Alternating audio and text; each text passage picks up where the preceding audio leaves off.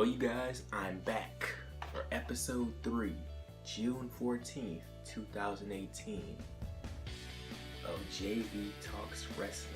And today, I'll be giving my predictions for NXT Takeover Chicago.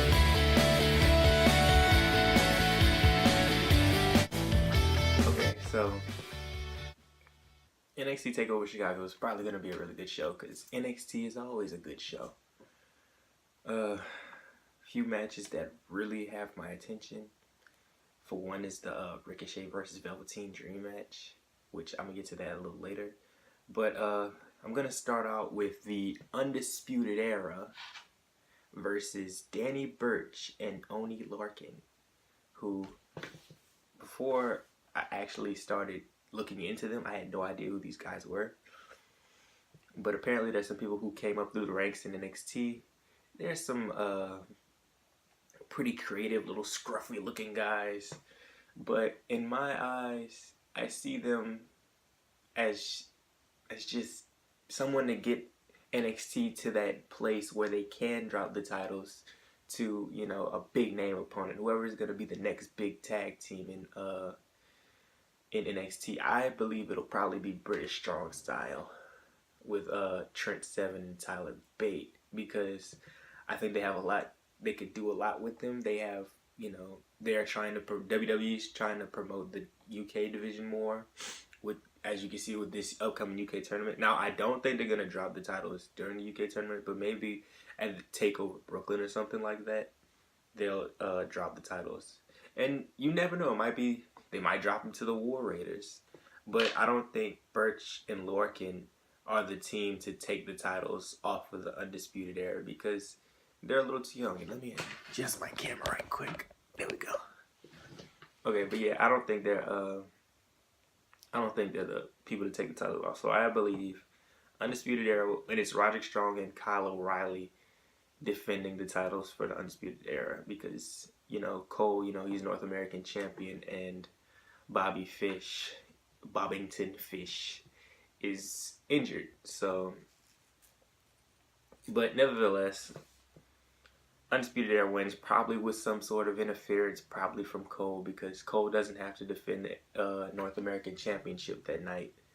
So I'm going to put my money on Undisputed Era. Not that I'm a betting man or anything. That I'm just a man who wears really cool hats.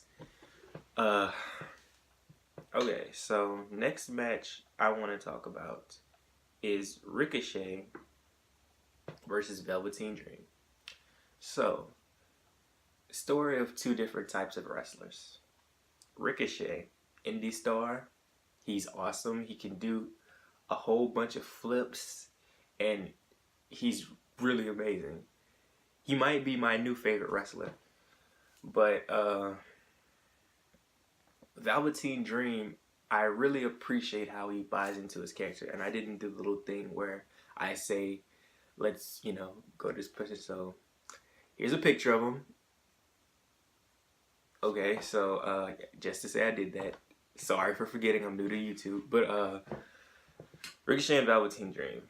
This rivalry has been interesting. So both of them took part in the North American Championship ladder match that took over at NXT Takeover New Orleans, which was won by Adam Cole. And it was my first time seeing Ricochet wrestle in WWE, and it was a very good. I think the match got 5 stars, which, you know, I think they're getting more 5-star matches in WWE now because they're bringing in a lot more of the indie talent, like a Gargano or Andrade Cien Almas or Tommaso Ciampa or Ricochet. You know, those guys, they come from places like Ricochet and Adam Cole. They've wrestled in Japan, and Andrade Cien Almas has wrestled in Japan too. And, you know, Japan is always making 5-star matches. Oh, I checked this morning, not to go off subject, but Okada and Omega from Dominion last Saturday, 7 stars by Meltzer on a 5-star scale. So that just goes to show you that's where I think these 5-star matches are coming in from. Now, I think this is Ricochet's first big singles match since he's been in WWE. So I'm gonna take him because I don't think they're gonna let Ricochet lose that quickly. Now I get Velveteen Dream is a big star, but I think he could take this loss more than Ricochet can. Because, as we all know, Velveteen Dream had that great match with Aleister Black in Takeover War Games. And then he beat Cassius Ohno at Takeover Philadelphia. And this is Ricochet's first match. I think he could take this loss, but I think they'll have a phenomenal match. Bunch of high spots. Patrick Clark versus Trevor Mann. Velveteen Dream is. This just shows me what I'm doing with my life. Velveteen Dream is 22 years old, I believe. I'm 20.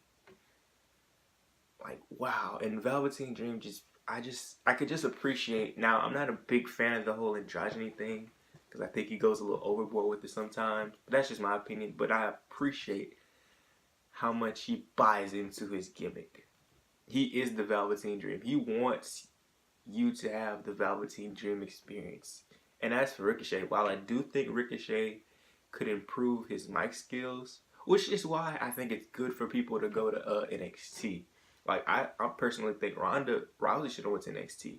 Because now you have her in a women's championship match, and she's been there for what? She's been in WWE since January? She only had one match, and she's already in the women's championship match. Picture. There's other people that I think deserve that spotlight. Someone like Sasha Banks, someone like a Ruby Riott. But I'm gonna go with Ricochet. Awesome match, bunch of high spots. You'll see Ricochet do that Death Valley. I mean, not Ricochet. You're gonna see Velveteen Dream do that Death Valley driver that I like so much. Probably hit a Purple Rainmaker. You're gonna definitely see a bunch of flips from Ricochet. But in the end, I think Ricochet comes out on top with a 630 splash to win. Which, how does he do that? I don't know, but I can never do that. I could barely do a swanton. Okay, next match is pretty interesting, and it is Shayna Baszler versus Nikki Cross. Okay. Now, until I started catching up on NXT, I thought this was going to be Shayna Baszler versus Dakota Kai, but it looks like she's moving into something with Bianca Belair, who I see great things for Bianca Belair. To say she's just getting into the business, she has the look, she can talk, she can wrestle, she's strong. I think she could break me in half. But Nikki Cross and Shayna Baszler. I wasn't a fan of Baszler winning the title at Takeover New Orleans at that moment because, you know, I love Ember Moon. But I have to say, I really like what Shayna Baszler is doing as champion. Just being that heel, that bully. And she just comes off as she's a legit tough person because she was in NXT, she was in MMA, and, you know, she's a legit fighter. But I could really appreciate, you know, how she's coming in there. She's just being a bully. She's just being a classic heel. That's why I like NXT. That's why I think NXT succeeds. You have all kind of crazy stuff going on in WWE. Like, you have Kurt Angle pretending he has a fake son and stuff like that. Trying to get over in ways like that. But the classic, I'm a bully. That just works. And Shayna Baszler, no one plays that in NXT could play that role better than Shayna Baszler. Now, in the past few weeks, she's run into a little bit of a stumbling block. Remember in school when you had the bully, and then you had that really weird kid that would try the bully? Like, the weird kid, you know, he'd probably go, when the bully wasn't looking, he'd go flip his book sack inside out or something. Like, some crazy stuff like that. You know, we did it in school. I'm going to be a teacher. And when I was doing my, some field experience, I saw students in class doing that, and I'm like, what? And it, you know, it happened to me when I was in school. But there was always that weird kid that would try the bully. That's what Nikki Cross and Shayna Baszler is. You have Nikki Cross just running out there taking the title, acting like she's pinning Shayna Baszler to win the title. Now, I don't know what they're gonna do with Nikki Cross, but I don't think they're gonna put the title on her. I believe that they wanted to keep her as another, sustainable woman, because they have after Ember Moon left and Asuka left, you kind of had a void in the women's division in NXT. So I think they kept Nikki Cross down there to kind of fill that void a little bit. But I think she'll soon be moving up, and you haven't seen Sanity on SmackDown as of late, and they've been called up since the Superstar Shakeup. So I think you'll see Nikki Cross come up with them, and that might be another reason why they're waiting for her. Waiting to debut Sanity, which, if they do Sanity right, I think they could be a faction that takes over all aspects of the main roster. You could do somebody going into the main event or somebody going into the mid card. Like, let's say Eric Young goes into the mid card, or Killian Dane goes into the mid card. Then you have Alexander Wolf and either Young or Dane together taking over the tag team division. Then you have Nikki Cross running through the women's division, and they're all just crazy, and they're Sanity, and that could be an angle and then you could have Team Sanity versus somebody else. Maybe you could even add another member to Sanity, add a big name, and they could go after the world title, and then you could try to have Sanity running all aspects of the main roster. But my prediction is Shayna Baszler will win, because I don't think she's doing good heel work right now, and I don't think it would be a good idea to take the title off of her. So, let's go to Aleister Black versus Lars Sullivan. Lars Sullivan was, for a little while, he was in the feud with Ricochet. I said Ricochet like I'm a Mexican. Ricochet. But he was in the feud with Ricochet versus Velveteen Dream for a little while. They actually took on him in a handicap match. And ultimately Velveteen Dream walked out on Ricochet, because, that's what the heel does. And, Lars Sullivan beat Ricochet. Well, technically beat both of them, but he really beat Ricochet. But, so, it was announced that Lars Sullivan would be the challenger for the NXT Championship, which I see it being a hard-hitting affair. You have Aleister Black, who is a legit butt kicker. Like, I wouldn't want to actually get in a fight with Aleister Black, because he has that spin kick thing where he's like, pow, just knocks you out, and then pow. You ever seen someone take a black mass? It's like, oh my gosh, it's like, whoa. Like, it's probably just selling, but like, it looks like it really hurts. But I see the story being told of Aleister Black fighting, because Lars Sullivan's a lot bigger than him. And you've seen the visual when he caught Aleister Black, went for the black mass on Lars Sullivan, and he caught his foot. But I see him, being a resilient champion in the match. And then, Lars Sullivan comes out of nowhere. And, not Lars Sullivan, Aleister Black comes out of nowhere and starts just wearing down Lars Sullivan. And then maybe it takes 2 black masses to put Lars Sullivan away. But I think like Shayna Baszler, I think Aleister Black isn't going to drop the title just yet, because you don't have that next big name. I think he might drop it to... I think he could have a really interesting feud with someone either like... I think Velveteen Dream's too young. Ricochet is another babyface. So I think he could have a really good feud with either Adam Cole or someone like EC3. And they could be the one to take the title off him. Which, Cole would have to drop the North American Championship first. But I think Adam Cole will be NXT champion before he gets called up. I don't know how long they want to keep him down there, which I'd love to see it, because, Adam Cole, baby, I need to find me an Undisputed Era t-shirt. But, so my prediction for that match is Aleister Black beats Lars Sullivan with 2 black masses, after showing that he's resilient in the match. Okay, last match on the card is Johnny Gargano versus Tommaso Ciampa, Chicago Street Fight. Okay, I believe this was supposed to be a last man standing match, but they gave the last man standing match to AJ Styles and Shinsuke Nakamura, which you'll hear about my prediction for that tomorrow in my Money in the Bank predictions video. But, so, Chicago Street Fight. As you all know the story. It was actually TakeOver Chicago last year when Ciampa turned on Johnny Gargano, and then he got hurt. Then Johnny found himself, and then Ciampa came back.